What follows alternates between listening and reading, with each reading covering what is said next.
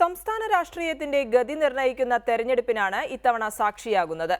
യുഡിഎഫിനും എൽഡിഎഫിനുമൊപ്പം ബിജെപിക്കും ബിഡിജെഎസിനും നിലനിൽപ്പിനുള്ള പോരാട്ടമാണ് ഈ തെരഞ്ഞെടുപ്പ്. മാറി മാറി വന്ന തെരഞ്ഞെടുപ്പ് വിഷയങ്ങൾ തെരഞ്ഞെടുപ്പിനെ പ്രവചനാതീതമാക്കി. സംസ്ഥാന ഭരണം തിരിച്ചുപിടിച്ച് സിപിഐഎമ്മിനും ഇടതുമുന്നണിക്കും ദേശീയ രാഷ്ട്രീയത്തിൽ തിരിച്ചെത്തണം. ദേശീയ രാഷ്ട്രീയത്തിലെ പ്രസക്തി നഷ്ടപ്പെട്ടിട്ടില്ലെന്ന് ഭരണത്തുടർച്ചയിലൂടെ കോൺഗ്രസിന് തെളിയിക്കണം. ദേശീയ തലത്തിലെ മുന്നേറ്റം കേരളത്തിൽ നിന്ന് തെളിയിക്കാൻ ബിജെപിക്ക് അക്കൗണ്ട് തുറക്കണം. മുന്നണി സ്ഥാനാർത്ഥികളെ വിറപ്പിച്ച് കറുത്ത കുതിരകളാണ് തങ്ങളെന്ന് വെള്ളാപ്പള്ളിക്കും ബിഡിജെഎസിനും തെളിയിക്കണം. മുഴുവൻ സംഘടനാ വൈഭവവും തന്ത്രങ്ങളും പണവും ഉപയോഗിച്ച് മൂന്ന് മുന്നണികളും രംഗം കൊഴുപ്പിച്ചതോടെ ത്രികോണ മത്സരത്തിന്റെ പ്രതീതി സംസ്ഥാനത്തുണ്ടായി. ഒന്നിനു പിറകെ ഒന്നായി വിഷയങ്ങളുണ്ടായിരുന്നു പ്രചരണത്തെ കൊഴുപ്പിക്കാൻ.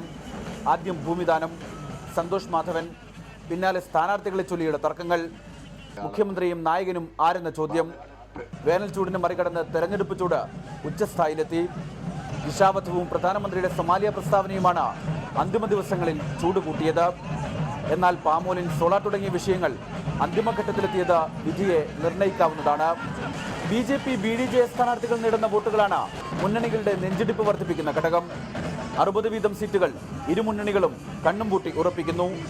4 മണ്ഡലങ്ങളിലും വിജയിക്കുമെന്ന് ബിജെപിയും കണക്ക് കൂട്ടുന്നു. ബിജെപിയും ബിഡിജെഎസും ശക്തമായി പ്രചരണം നടത്തിയ 20ഓളം മണ്ഡലങ്ങളാണ് സംസ്ഥാന ഭരണം ആർക്കെന്ന് തീരുമാനിക്കുക. റിപ്പോർട്ടർ, തിരുവനന്തപുരം.